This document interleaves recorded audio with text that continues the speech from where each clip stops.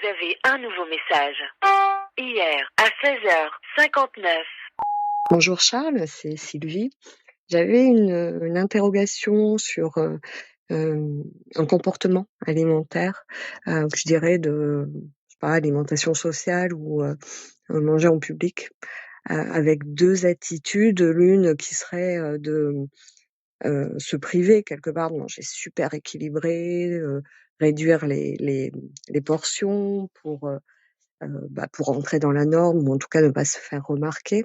Et ça, je le remarque souvent quand je vais être par exemple au travail avec les collègues. Et puis du coup, quand je rentre ensuite à la maison, avoir des pulsions quoi, des envies, parce que clairement je suis frustrée ou tout simplement que j'ai faim. Et puis, à contrario, l'autre attitude qui serait de ne pas oser refuser de se resservir, refuser un dessert.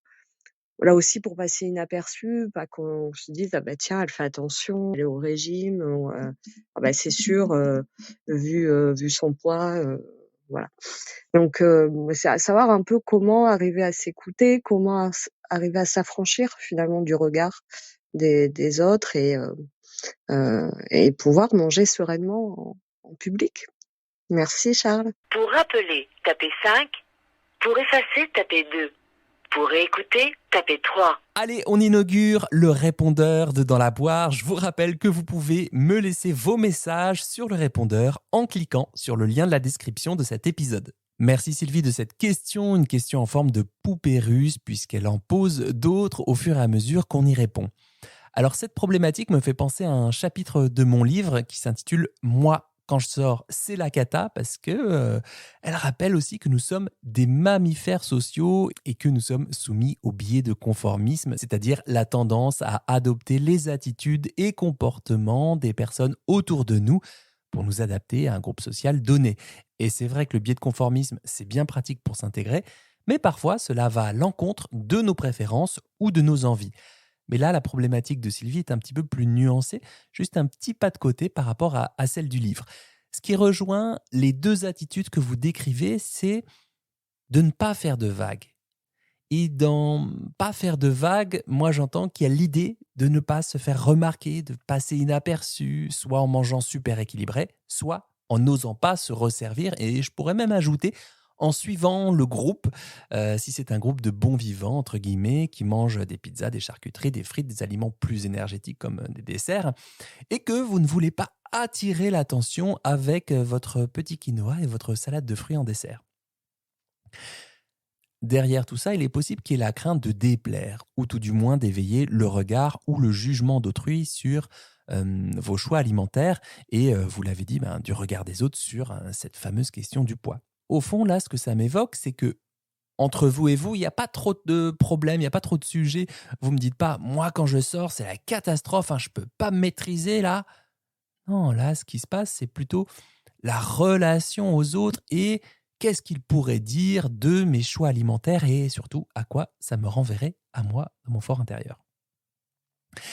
Et ce qui me semble intéressant, c'est la piste de l'assertivité, c'est-à-dire appliquée au contexte de l'alimentation ou des choix alimentaires, la capacité de s'exprimer, de défendre ses propres préférences, ses besoins, ses limites, de manière honnête, respectueuse, claire, sans agressivité ni soumission excessive. Une personne assertive en matière d'alimentation, eh bien, elle est capable de communiquer ses choix alimentaires. Je préfère ci, je préfère ça, je vais prendre ci, je vais prendre ça. Ses préférences, ses allergies, bien sûr, et ses restrictions de manière confiante et respectueuse en tenant compte des opinions et des besoins des autres, bien sûr.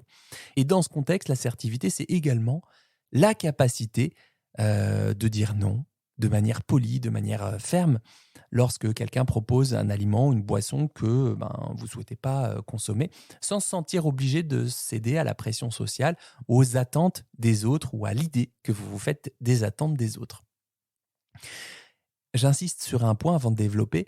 L'assertivité, c'est comme les sensations alimentaires, c'est comme l'écoute des émotions, c'est une compétence.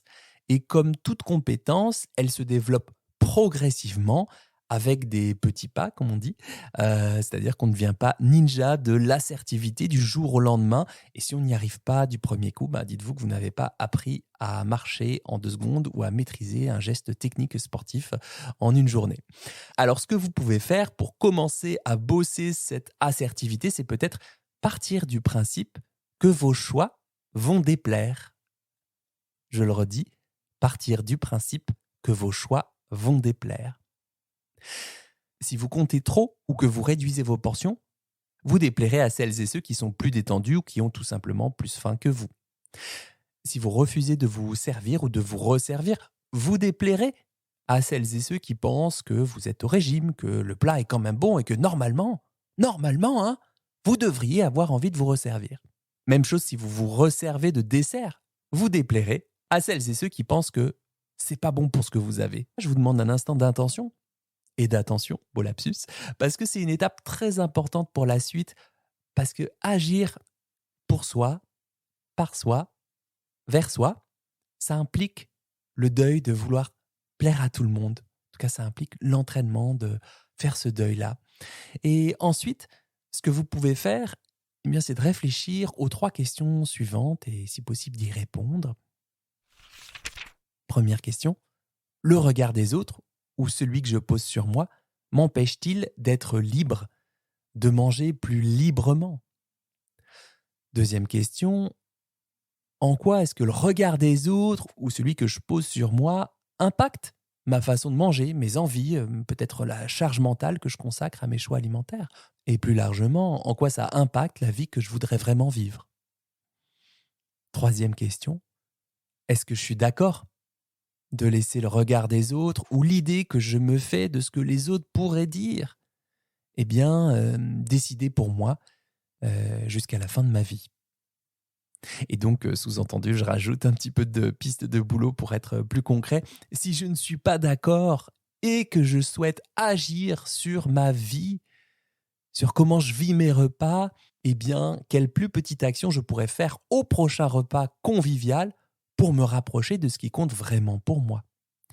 Et là, Sylvie, si vous m'écoutez et toutes celles et ceux qui partagent cette problématique, je vous mâche un peu le boulot, mais là, ce qui a l'air de compter pour vous, c'est peut-être de vous écouter davantage, quoi. C'est ce que je perçois.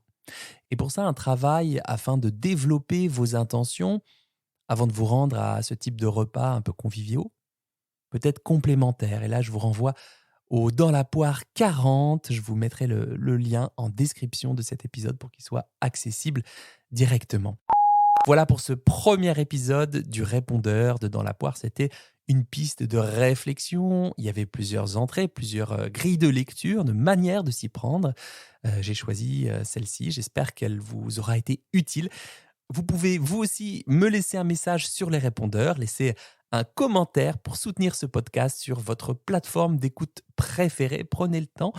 Et quant à moi, je vous dis à très vite pour un nouvel épisode de Dans la poire.